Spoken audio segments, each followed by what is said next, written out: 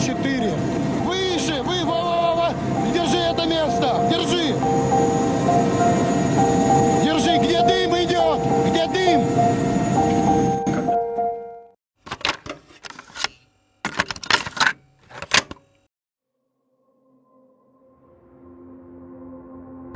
Un día como hoy, en 1986, una explosión a la lejanía levantó de sus camas a las personas del pueblo de Pripyat, ubicado actualmente en el país de Ucrania. En aquella explosión, 31 personas perdieron la vida. Esto es más que suficiente para nombrar este caso como tragedia, pero esta palabra es insuficiente para describir el mayor desastre nuclear de la historia. Chernobyl, como se le conoce popularmente, es el único categorizado como desastre de grado 7, el más alto en la escala INES.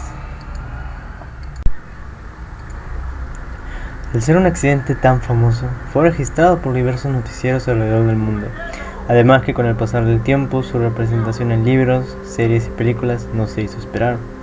Sin embargo, nos hace preguntarnos ¿qué tanto diverge la información registrada?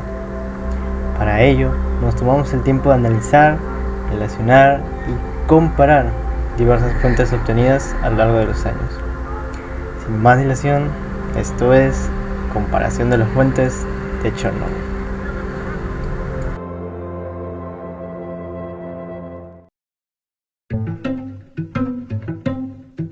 Buenas tardes, profesor y compañeros. Yo les voy a hablar de la función que hicieron los liquidadores después del desastre de Chernobyl. Después del accidente ocurrido el 26 de abril de 1986 en la central nuclear de Chernobyl, la catástrofe arrojó a la atmósfera cientos de partículas radioactivas que terminaron provocando una gran contaminación. La situación provocó que se tomaran medidas de emergencias, por lo cual se comenzó con labores de limpieza para limitar los impactos generados por la explosión del cuarto reactor.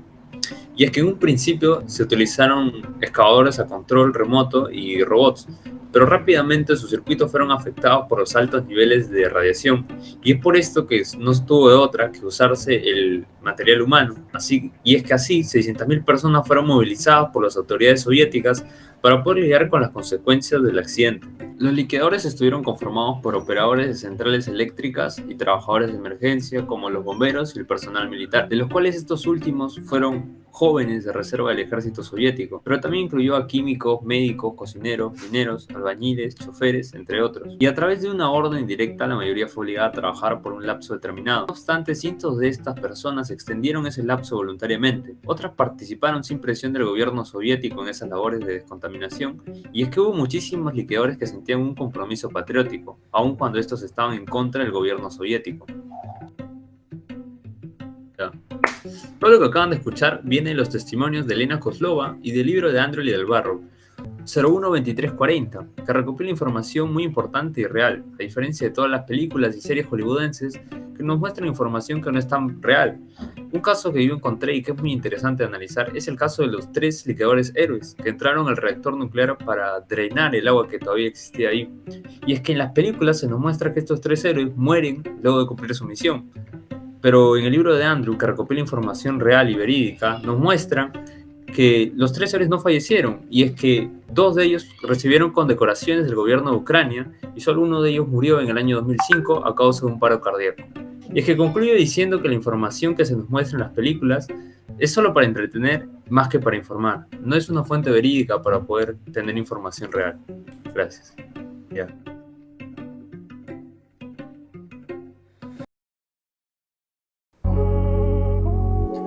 Ahora les hablaré acerca de la diferenciación o similitudes que se pueden notar tanto en las series como documentales que tratan sobre Chernobyl, y cómo estos hasta tienen diversos puntos de vista, el cual, dependiendo de dónde fueron producidas, tienen diferentes reacciones, contrastes con su público objetivo, cómo influye simplemente la producción, ya que sin duda el 26 de abril de 1986 fue el mayor accidente nuclear de la historia.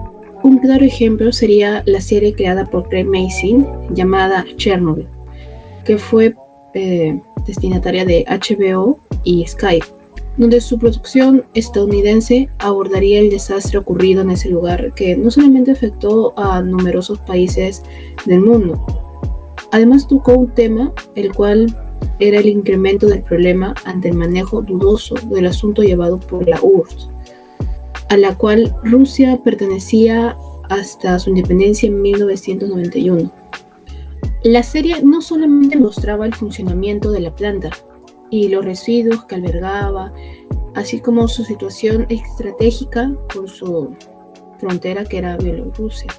Obviamente, después del reflejo sobre el acontecimiento, no solamente no les gustó a los rusos, nostálgicos de aquel régimen, quienes decidieron por su parte responder a esta miniserie con una película, Chernobyl Lights, una perspectiva diferente para contar su propia versión de los hechos. Rusia también llegó a tachar la serie de Amazing como un fraude histórico. No solamente el hecho de tratar como sus espectadores como idiotas, sino también a llegar a tal punto en donde se sintieron víctimas de Estados Unidos, el cual hacerles recordar aquel régimen oscuro que sufrieron como país. Se centró más que todo en este comentario, un film muy centrado en la acción y poco en los sentimientos de sus personajes, el cual daba mucho que pensar, ya que se ponían del lado de una sola parte de la historia contada. Ahora hablaremos acerca del documental Voces de Chernobyl. Un documental más que todo que nace a partir de la novela exitosa de Voces de Chernobyl, Crónicas del Futuro. Una obra que conseguiría el premio de literatura en el 2015 y que también sería no solamente clave en la obra posterior de Craig Mazin, sino que en el 2016 el cineasta luxemburgués Paul Crutzen, quien fallecería estos años, contaría con la visión de cientos de científicos, educadores y hasta periodistas. Ahora hablaremos acerca del segundo documental, Segundos Catastróficos, que fue producido por National Geographic, el cual no solamente analiza en este programa algunas de las desgracias más sorprendentes de la historia del mundo, las causas que llevaron a ello también. Es por ello que en el 7º episodio de su primera temporada en el 2004, la docuserie, se podría decir, acudía no solamente a las imágenes del archivo escondido, diversas entrevistas y hasta una recreación de los hechos ocurridos para dar las claves de lo que sucedió realmente en ese día, en ese lugar, que quedaría abandonado a su suerte durante tanto tiempo. En estas dos fuentes coinciden en varios aspectos, no obstante se centran en dos lados opuestos, donde sin duda nos damos cuenta que Voces de Chernobyl se centra más que todo en el lado más humano, en las víctimas, pero en Segundos Catastróficos se centra más en el lado analítico, donde analiza cada causa y consecuencia de lo ocurrido en ese fatídico día. Es en ese entonces como analiza a futuro y en varios aspectos como el daño ambiental, como el económico y el político. En conclusión, esto nos demuestra que hoy en día podemos estudiar dos fuentes y pueden ser verdaderas y centrarse en diferentes aspectos. Y eso no quiere decir que quite o aleje a una fuente de la verdad. Gracias y eso sería todo.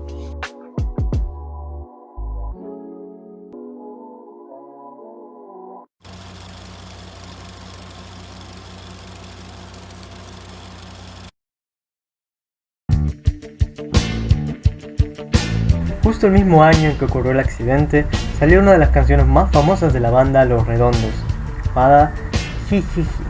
Y no me estoy riendo. Una de las teorías más sonadas en su momento fue de que se trataba sobre los horrores que había producido la catástrofe de Chernobyl. Esto, aunque alucinante, le daría mucho sentido a varias frases de la canción, como la frase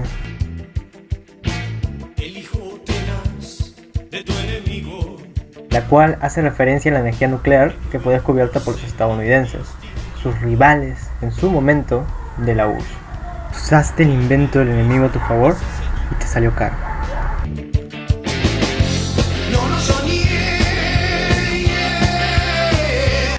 Después, otra de las frases es: la imagen te desfiguró. Aquí se refiere a los terribles efectos secundarios que la población sufrió a causa del accidente. Además, tenemos: esos chicos son como bombas pequeñitas. Eso significa que los responsables del accidente ven a los niños nacidos con enfermedades producto de la radiación como un recordatorio de su horror. La imagen te desfiguró. De su negligencia.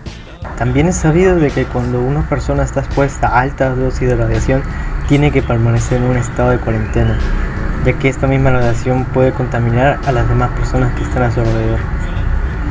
Esos chicos son como bombas pequeñitas. Porque no duermen por la noche. Por ser un medio artístico, este se centra más en expresar los sentimientos e ideas subjetivas del autor, más que de los hechos objetivos. También, su gran uso de la metáfora hace que sea muy difícil, a primera vista, descifrar el verdadero significado de la letra. Afortunadamente, la parte final de la canción le dio una buena pista a los fans, así que te voy a pedir que les prestes mucha atención. ¿Trata sobre Chernobyl? Eso te lo dejo a tu criterio. Los ojos ciegos bien abiertos. No mires por favor y no prendas la luz. La imagen te desfiguró.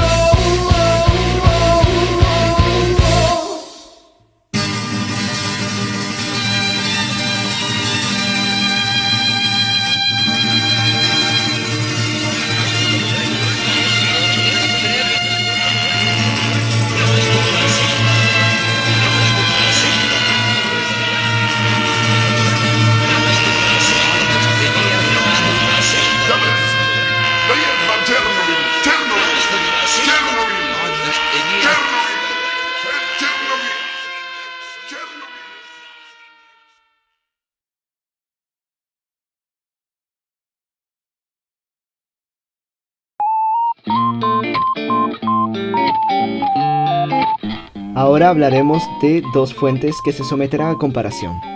Estas son Stalker, un videojuego de 2007, y Chernobyl Liquidator Simulator, un videojuego del 2020. En primer lugar, Stalker es un survival horror de disparos. Fue desarrollada por GSC Game World, ubicado en Ucrania, explicando la cercanía de los eventos y también la inspiración de la misma. El juego tiene lugar en la zona de exclusión de Chernobyl en el mundo alterno, Ucrania, en la actualidad. De esta manera se intenta desligar de todo lo acontecido históricamente y dar libertad y rienda suelta al escritor encargado. Pero hablando meramente del origen de la tragedia de Chernobyl, el juego intenta mantener la fidelidad, siendo que habla de la explosión, el encubrimiento de la URSS, el intento de encubrir todo problema, etc. y los medios. Lo que sí cambia fueron las consecuencias de esto, ya que se afirma según el juego que una anomalía inesperada afectó a su zona de exclusión en 2006. Como resultado, los procesos físicos, químicos y biológicos en este territorio cambiaron, así que obviamente se crearon monstruos mutantes que quieren matarte. Esto está basado en un libro de ficción y también en una película llamada Stalker de Andrei Tarkovsky. Es un backrunning para tanto carroñeros, solitarios, asesinos, etc., en la que se encuentra tanto monstruos biológicos como cápsulas que dan poder. Como se puede notar, es puramente ficción y que busca el entretenimiento. Chernobyl Liquidator Simulator es un juego indie, o sea, de bajo presupuesto, que intenta narrar los hechos de Chernobyl desde unos momentos antes del accidente hasta el momento en que requieren apagar los estragos causados por el mismo, pasando de trabajadores de la central a liquidadores, soldados bomberos improvisados enviados por la URSS a apagar el incendio provocado en Chernobyl. Este juego tiene fidelidad absoluta de lo narrado, tanto en escenarios como en la narración de los hechos. A pesar de ello, no guarda fidelidad en ciertos momentos, como el inicio de una conspiración hacia la URSS, la creación de personajes no reales por respeto a la identidad de los fallecidos e implicados, por lo que es un juego realista que, si bien no guarda absoluta fidelidad, es respetable ante los hechos originales y las consecuencias que sobrevinieron después. Y como último compararemos Stalker y Chernobyl Liquidator Simulator. Esta puede ser la comparación más interesante o importante, debido a que ambos son videojuegos, con una exhaustiva elaboración tanto en desarrollo como guión, pero aún así, uno más exitoso que el otro, y otro más fidedigno que uno. En primer lugar, la causa de la gran fama de Stalker por sobre Chernobyl Liquidator Simulator es que las intenciones de la primera fueron el entretenimiento épico, en la que se abarca una aventura llena de misterios, monstruos y además creado con el morbo de Chernobyl como un evento real. En aquellas épocas fue un boom, además de que el videojuego como guión es muy bueno y valorado por la crítica. En cambio, Chernobyl Liquidator Simulator no tuvo la misma fama, ya que no se hizo con una intención de entretener solamente, sino también informar y lograr inmersión en el usuario de los hechos reales, por lo que excluyeron totalmente la fantasía de su juego, siendo realista tanto para los acontecimientos como lo científicamente posible. En segundo lugar, Chernobyl Liquidator Simulator es mucho más fidedigno y se lograría no solo por la motivación, sino por el género y la financiación. Al este ser un juego indie, o sea, creado con poco presupuesto y con una compañía pequeña, esto le dio más libertad a los desarrolladores de apostar por el género de simulador, un mercado, si bien conocido, poco rentable, ya que tiene el riesgo de ser aburrido y tedioso al seguir procesos tan reales. En cambio, Stalker es un survival horror de disparos, mucho más común, más seguro, más épico y más rentable, por lo que necesariamente debió desviarse de los hechos acontecidos. De esta forma, Chernobyl Liquidator Simulator toca el punto de vista de un trabajador de la zona que viviría el accidente, y también sería un futuro liquidador enviado por la URSS a apagar el incendio. Y de Stalker somos un mercenario con la misión de conseguir una pieza que otorga deseos. Es interesante aún así como dos videojuegos que intentan hablar del tema de Chernobyl se desvían tanto, demostrando los diferentes propósitos de esta plataforma y la diversidad de sus autores. De esta forma, acabamos con la comparación y la profundización de estas tres fuentes, todas abarcando el hecho de Chernobyl y con un gran potencial para seguir cuestionando sus causas y sus motivaciones. Chernobyl Liquidator Simulators. Ah, no, ahí acabó. Ahí acabó. O sea, ahí se corta. O lo leo más lento. Tu sonrisa tan resplandeciente a mi corazón te ha encantado. Ven, toma mi mano para unirte a esta terrible oscuridad.